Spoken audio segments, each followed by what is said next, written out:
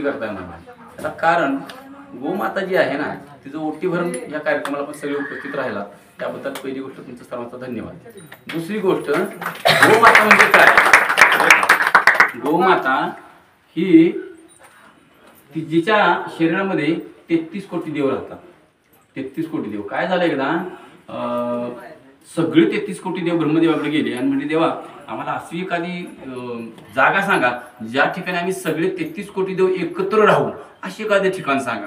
तर ब्रह्मदेव म्हणते बाबा रे, गोमातेशिवाय किंवा जी गाय आहे ना, जर्सी गाय नव्हे देशी गाय, त्याला गोमाता म्हटलं जातं, ह्या गायीच्या शरीराशिवाय इतरत्र जगात नव्हे तर लोकात कुठेही असं स्थान नाही की ज्या ठिकाणी तुम्ही 33 कोटी देव एकत्र राहू शकता.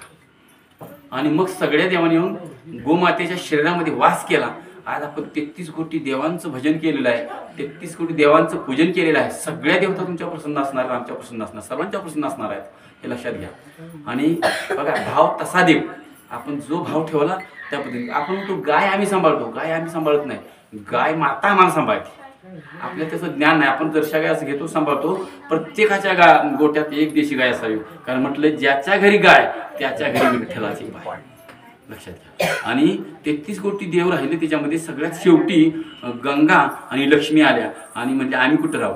तर ब्रह्मदेवाने सांगितले की आता जागा सगळ्या संपल्या, आता तुम्ही कुठं राहणार. तर त्यांनी क्षमा याचना केली, प्रार्थना केली ब्रह्मदेवाची आणि सांगितलं की बाबा रे आम्हाला कुठंतरी पण जागा द्या. मग गंगेला स्थान दिलं गोमूत्राच्या ठिकाणी आणि लक्ष्मीला स्थान दिलं गोबर म्हणजे गायचं शेण. म्हणजे गायचं शेण इतकं पवित्र आहे. आपण पूर्वी गायच्या शेणानं सारवत असायचो, त्या घरात किती म्हणजे एक पॉझिटिव्ह एनर्जी असायची, एक सकारात्मकता असायची आणि किती सुख असायचं त्याचा विचार करा. आता जर्सी गाय आली आपण आणि देशी गायला विसरलो. आपण फक्त पैशाचा विचार करतो, कमाई कशी होईल, पैसा कसा मिळेल.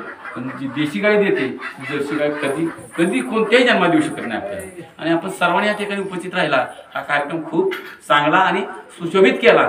आणि असंच प्रत्येक कार्यक्रमाला प्रत्येक घरात गाय असावी आणि म्हणजे गावात तरी असावी गायला. आणि त्याच्यापेक्षा अजून एक महत्त्वाचं सांगतो, आपल्या गायला कोणी चारा घालतो, पण लोकांच्या गायला, शेजारच्या गायला तुम्ही चांगला चारा जो असतो ना गावातनं, रोज आपल्या रानात एक मूठ चारा आणा आणि त्या रोज एक गायला वर्षभर घाला. तुमचे दिवस 100% पालटतील. दारिद्र्य त्या घरात राहणार नाही. लक्षात घ्या. काय होतं, जेव्हा आपण चारा घालतो फक्त त्या गायीच्या गळ्यात घंटी असावी बरं का. ती चारा खाताना घंटी वाजते ना, तर ज्यानं चारा चारला त्याची सगळे पाठीमागचं जे काय कलह असेल घरातल्या किंवा जी त्याच्या पाठीमागं जी काय संकट असतील, अरिष्ट असतील, ती सगळीच्या सगळी निघून जातात. त्यामुळं गायीचं पालन करावं, गायीची सेवा करावी. नाही शक्य शेजारच्या गायला तुम्ही मुठभर चारा घाला. इतकं म्हणजे तुमची सगळी पित्र संतुष्ट होतात, सगळे देव संतुष्ट होतात आणि स्वतःला समाधान, आत्मसमाधान मिळतं, ते वेगळंच आहे.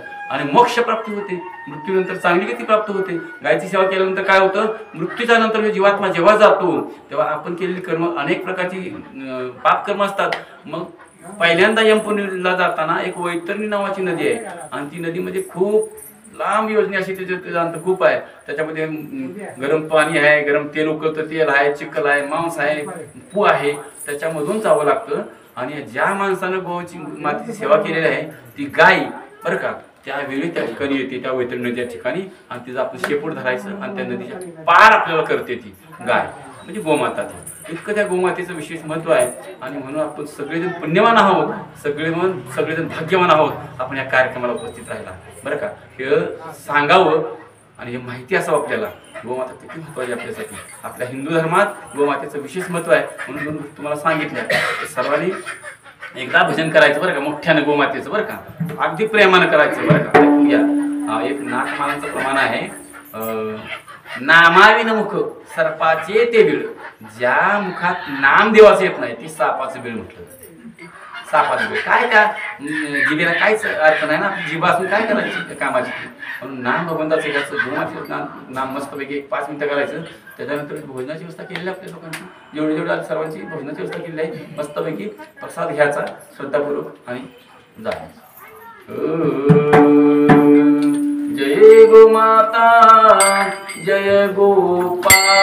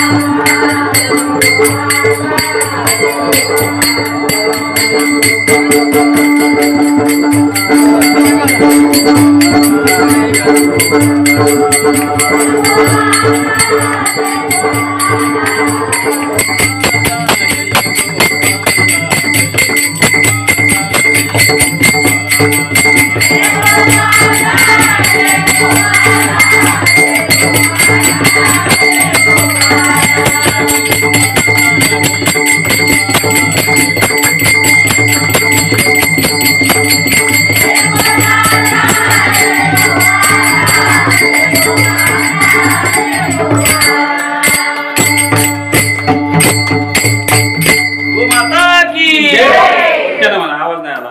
गो माता की